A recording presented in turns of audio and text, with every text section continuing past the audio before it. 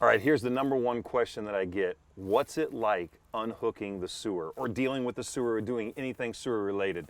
Well, I'm gonna tell you, I'm an expert at this, okay? And these are not the gloves I would recommend. So it starts out with a great pair of gloves. Get them to come up here like that old dish lady. You know, whatever it takes to keep these mitts clean and free of whatever's in here. And what's in here is all your family's fun. All the moments that happen early in the morning, and you don't wanna wear that. So we're gonna start out like this. Know that you're protected and that you're gonna get through it. And how you start is with the blackwater. Black tank is where the really nasty stuff resides. And we're gonna pull that valve first. So give that a nice little pull and you'll hear that sound. Oh yeah, you wanna hear that. Get that away from your vehicle.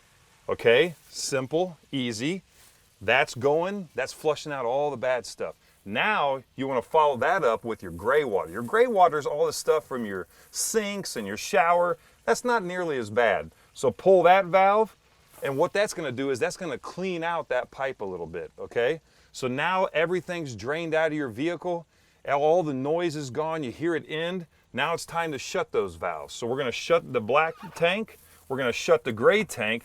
And if you're lucky enough to have on your RV a way to flush that out, you can hit a button and flush that system out. If you don't have that, don't worry. Take a hose, rinse it out while it's still hooked up on the terminal end, and make sure that that thing gets nice and clean. And that's it. You've cleaned out all your black water, you cleaned your gray water, and you're time to go home.